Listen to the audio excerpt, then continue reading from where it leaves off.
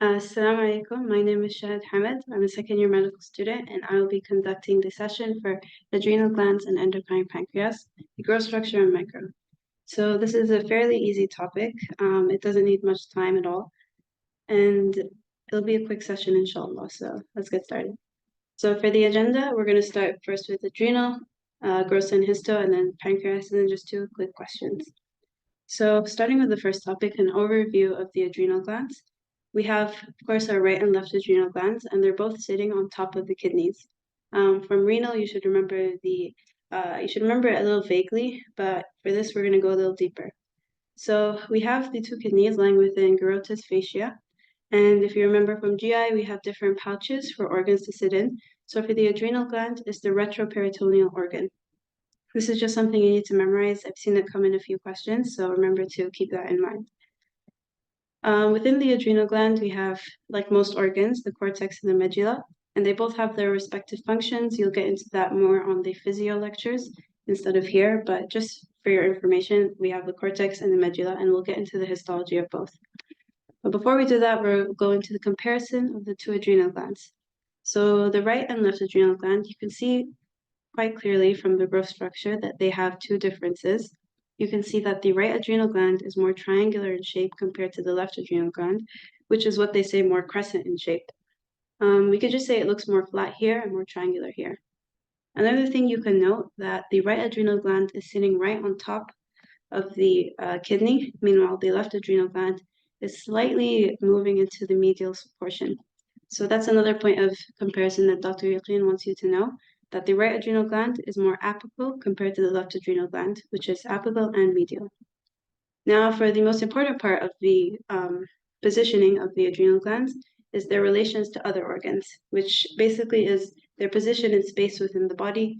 Because if there's a tumor or there's some problem with the adrenal gland, it's going to affect its surrounding organs. So what we have for the right adrenal gland, anterior to the right adrenal gland, we'll have the inferior vena cava and the liver. It's going to kind of sit very big on top of the right adrenal gland. And for the posterior relations, we have the right crest of the diaphragm. Meanwhile, for the left adrenal gland, the anterior relations is the pancreas, which will move across the midline here. And then we'll also have the stomach right here. If we look here, we have a cross-sectional picture. So if we go over them again, you can see here is the right adrenal gland. Anterior to that, we have the inferior vena cava and the liver. And posterior to that, we have the right crest of the diaphragm. These points are very important. You have to remember them because they have come in a few OSPEs. For the left adrenal gland, you can see it's here. Anterior to that, we have the pancreas crossing the midline. And it's not shown in this picture, but there's also supposed to be the stomach anterior to the left adrenal gland. Posterior to that, we have the left crest of the diaphragm. So one more time, the right adrenal gland, IVC, and liver. You should remember that the liver is on the right side, so that should help you with the orientation. Meanwhile, the left adrenal gland, we have the pancreas and the stomach. We're going to get into the blood supply as well, so that will also help you remember the relations of the glands with the respective organs and structures. And of course, the diaphragm is very easy to remember, right and left. Here we have the cross-section of a scan, and it's fairly similar as well. If you just orient yourself a little more posterior compared to the other organs, here are our adrenal glands. Below them, we'll have the kidneys. And again, looking anterior to the right adrenal gland, we have the inferior vena cava and the liver, and the right crest of the diaphragm.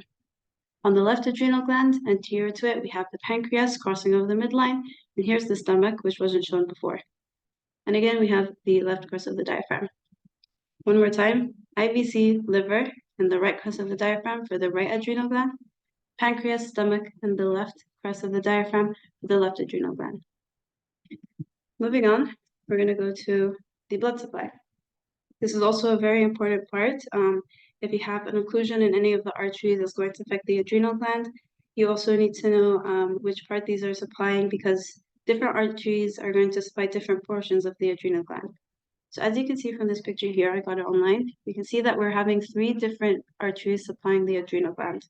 We have a superior adrenal artery, a middle adrenal artery, and an inferior adrenal artery.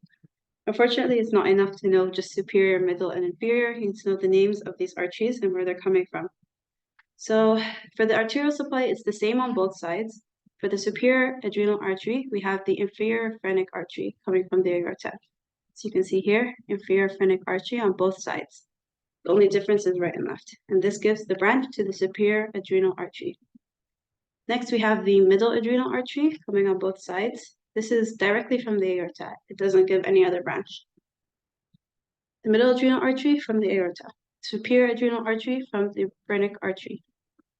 Next, the last one, we have the inferior renal artery right here. And this one is also coming from the aorta. So orient yourself again. We have 3 layers to the arteries. They're supplying different portions of the adrenal gland, superior, middle, inferior. The superior portion of the blood supply to the adrenal gland is the inferior phrenic artery. The middle portion is directly from the aorta, and the inferior portion is the renal artery. As for the venous supply, this is has a little bit of a difference. So if you remember from your renal block, because of the position of the inferior vena cava in your abdomen, we're going to have different venous drainage from each adrenal gland. And this is fairly similar to how the kidneys worked. So to explain this, we have the right kidney here and the right renal vein. This one goes directly into the inferior vena cava, while on the left side, it had to cross over the midline to get to the inferior vena cava. If we had the left adrenal vein going directly across, it could cause some damage. So the difference here is that the left adrenal vein is going to go to the left renal vein, and then that's going to go directly into the IVC. So if you look here, starting again, we have the left adrenal vein coming from the left adrenal gland, and it's joining with the left renal vein. And then from there, we're going directly into the inferior vena cava. Meanwhile, for the right adrenal gland, there's no collateral branching. It doesn't join with the right renal vein. It just goes directly into the inferior vena cava because of its proximity.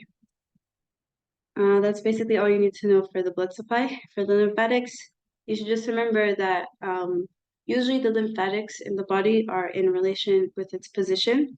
So if you have an organ close to the aorta, you're probably going to have the para-aortic lymph nodes because they're going to be parallel to the aorta. Alongside that, you have the paracaval lymph nodes. These are just stuff you kind of have to remember. So one more time, we have the arterial blood supply, 3 portions, superior, middle, inferior.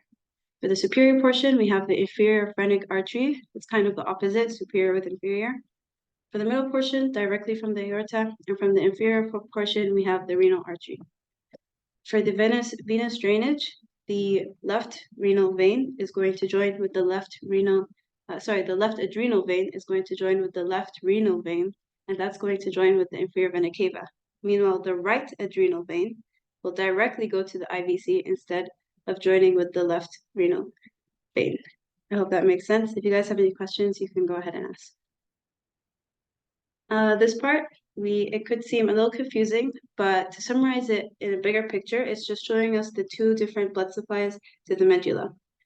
So if we look here, we have 2 different pathways, and one of them crosses through the cortex and gives off branches, while the other one goes directly through without giving any branches or any blood supply. So the first one is the cortical arterioles. These will pass through the cortex, give off its branches, and supply blood to the cortex. And then once it reaches the bottom, it'll also give off branches to the medulla and supply the medulla. Meanwhile, the second one is the medullary arterioles, which will directly bypass the cortex without giving any branches. And then it will supply the medulla. That's basically all you need to know from this picture. It looks a little confusing at first, but you just need to know that you have 2 different blood supplies to the medulla, one passing through the cortex and giving branches and supplying it, which is the cortical arterioles, and one bypassing the cortex completely and just supplying the medulla, which is the medullary arterioles. It makes sense. As for this, we're going to get into this in a bit. It's the histology of the cortex. These cells each have their own functions, but we're not going to get into that. You're going to really dive into that in the adrenocortical lectures. So make sure to watch that one too. So for the nerve supply, this one's very easy too. You just need to, this is like the golden keyword here, the chromaffin cells. If the exam asks you which cells are the medulla coming from, it's going to be the chromaffin cells because the medullary portion of the adrenal gland is a kind of neurological structure, so you need to remember this. You have your sympathetic trunk coming from the spinal cord from levels T5 to T8 and coming and synapsing on the adrenal gland. So just remember chromaffin cells, remember it like your name. It's a very important portion of this. So now we're going to move on to the histology portion. This part is also very easy. We're going to go into 3 layers of the adrenal gland histologically, and then the medulla is the very centermost portion.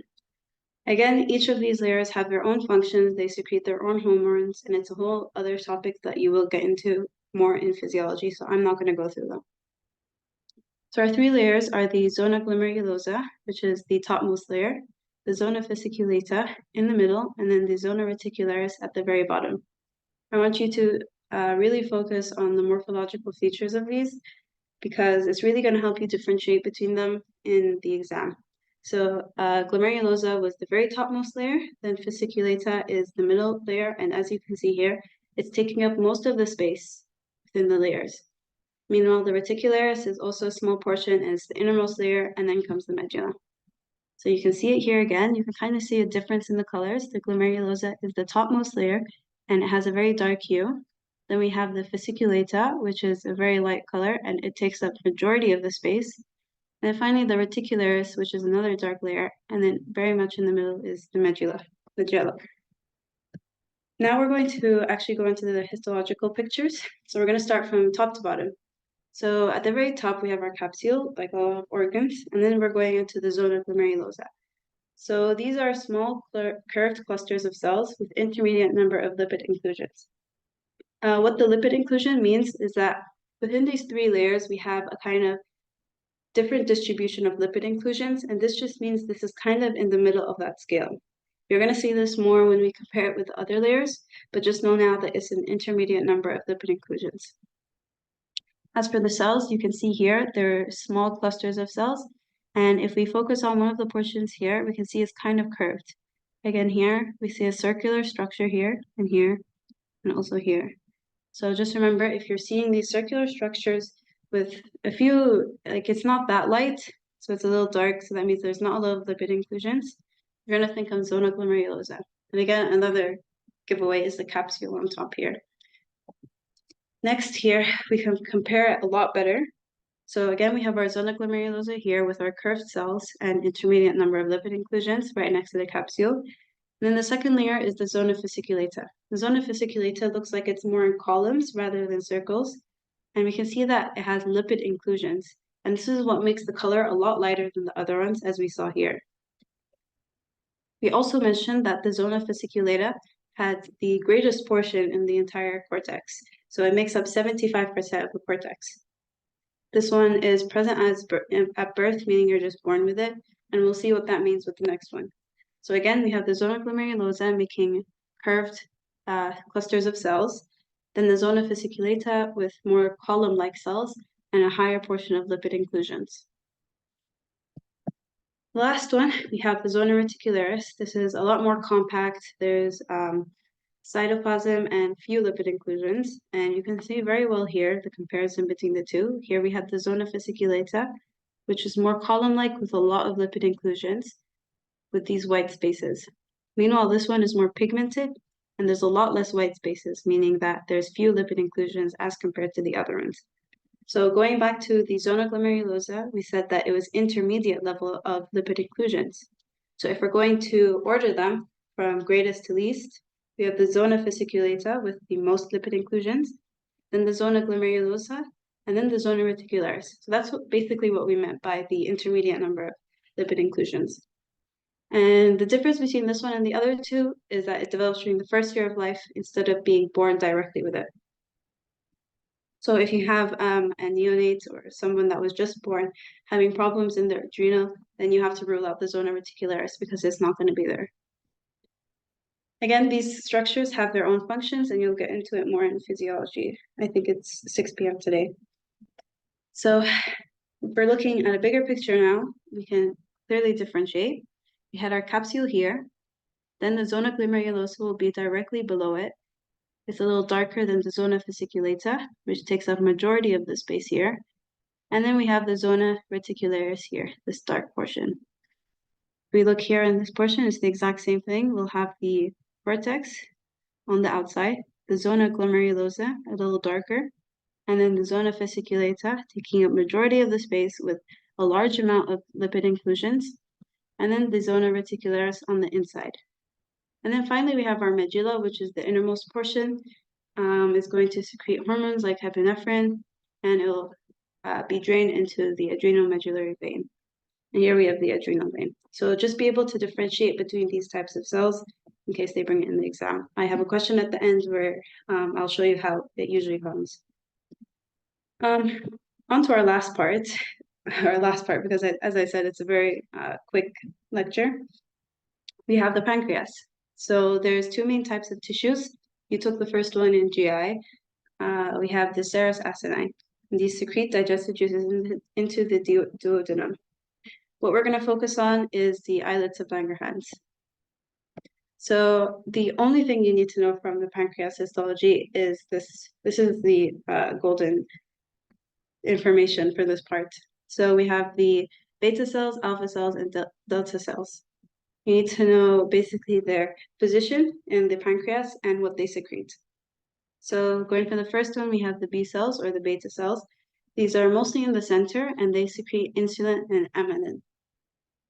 As you can see in this picture here, they're in the center, and just remember what they secrete, insulin and amylin, because they might bring a question where they say that a person has taken a big meal, which cells will be active?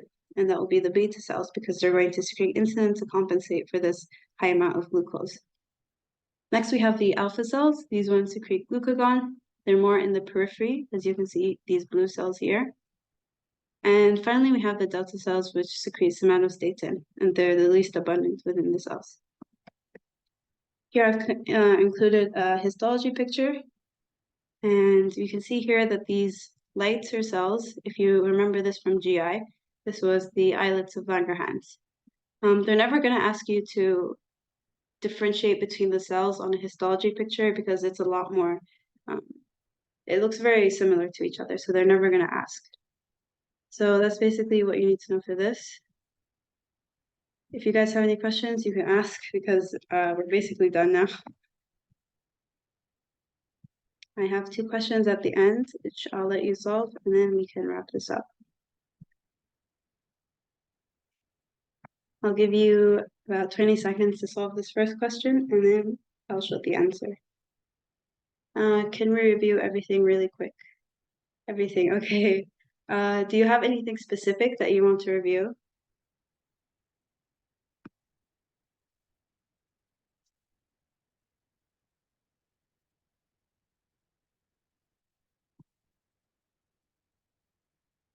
Okay, just a quick recap. Yeah, I can. I'll show you it after this question.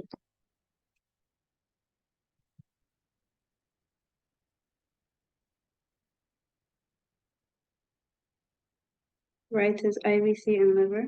Yes. And the venous drainage.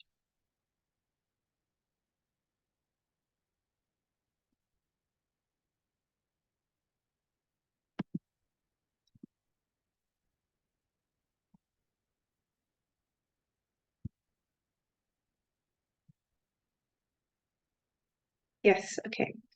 So for the posterior relations to the right adrenal, we have the right crest of the diaphragm. I want you to focus here that it said posterior relations and not the anterior relations. So you said IVC and liver, that's for anterior. So be careful of this wording. And for the venous drainage, it was the left renal vein. So someone wanted a quick recap. We can do that because it's a very simple lecture. So we'll just go back to the start just very quickly. So as we said, the comparison between right adrenal and left adrenal was that the right adrenal was triangular, while the left adrenal is crescent-shaped. The right adrenal was more apical compared to the left adrenal, which was apical and medial, as you can see here. For the relations, we said here, again, compared to the question I just asked you, I asked for the posterior relation to the right adrenal gland. So the posterior relation would be the right crest of the diaphragm. If they asked for anterior relation, you would say IVC and liver. For the left adrenal gland, we have the posterior relation is the left crest of the diaphragm. Meanwhile, the anterior relations is the pancreas and the stomach. So this is, if you want to take away big points from the lecture, this is a very high yield big point because they'll probably ask this. For the scan, we have here the right adrenal, left adrenal. Again, we have the IVC, liver, and the right crest of the diaphragm. And for the left, we have the pancreas, the stomach, and the left crest of the diaphragm. The blood supply, we had 3 portions, superior, middle, and inferior for both sides. The superior is from the inferior phrenic artery, the medial is for the aorta, and the inferior is from the renal artery. The same thing on the left side, we have the inferior phrenic, aorta, and renal artery, 3 different blood supplies. For the venous supply, we have a little difference because of the position of the IVC. So the right adrenal vein will directly drain into the IVC because of its proximity to the right side. Meanwhile, the left adrenal vein will first drain into the left renal vein, and then it will drain into the IVC. So that's the difference you need to know here. I'm pretty sure you've learned it in renal, but keep this in mind. For the blood supply to the medulla, we have this photo here showcasing the 2 arteries supplying the medulla. So the first one is the cortical arterioles, which first give off branches into the cortex, and then they join with the medulla. The other side is the medullary arterioles, which bypass the entire cortex without giving any branches, and then supply the medulla.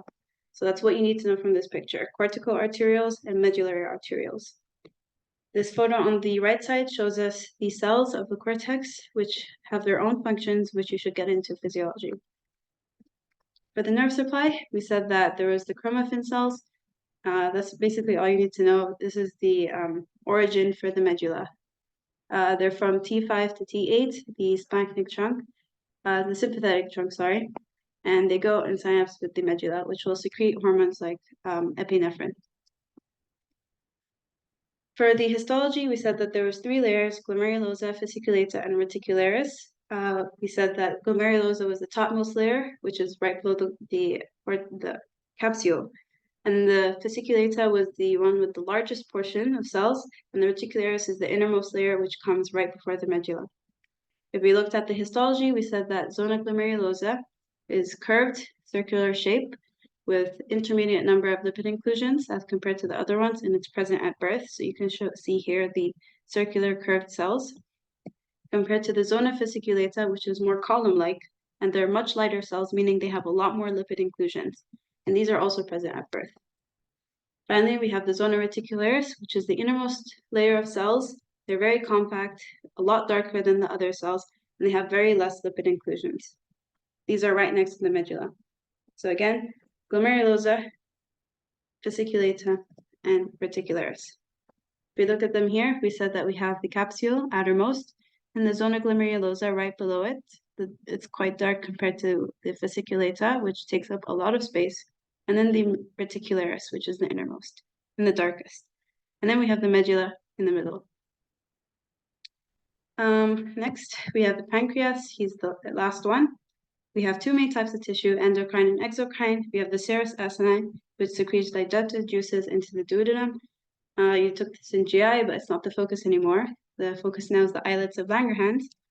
And we have here the list of cells. We have beta cells, alpha cells, and delta cells. What you need to know is what they secrete and their position in the pancreas. So we have the beta cells. They're most abundant, 60% of the islets of Langerhans. They're within the center.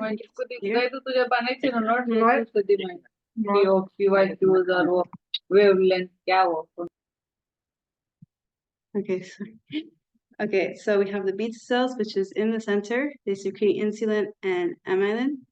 And we have the alpha cells, which are within the periphery, these blue cells here. They secrete glucagon. And we have the delta cells, which secrete somatostatin. That's basically all you need to know because they might bring a scenario. I'll show you. I have a question after this. That's basically a review. This is the islets of Langerhans. As you can see, compared to the other cells, it's much lighter. Again, they won't ask you to differentiate between alpha, beta, delta cells because they all look the same. I hope that's okay as a review. And we can get to the last question. I'll give you guys a few seconds to go through this. And you can type your answer or unmute.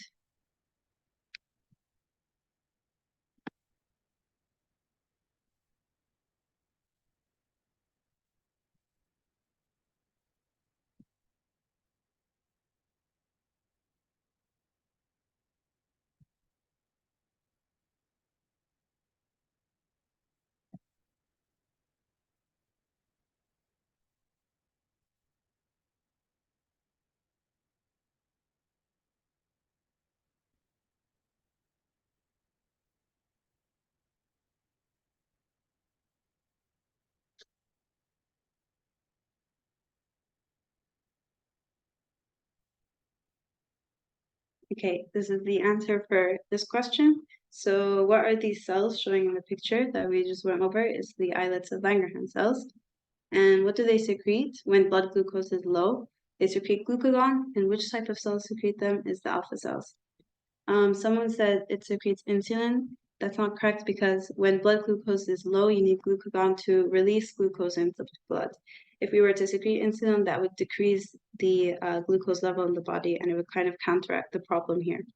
So when blood glucose is low, you secrete glucagon and it's from alpha cells. If they were to ask when blood glucose is high, it would be insulin, which is from the beta cells. And that's basically it. Thank you guys for listening. If you have any questions, you can type it in the chat or ask me. I put my information here and you can scan the code and answer the feedback form. Thank you. You're welcome. I hope this was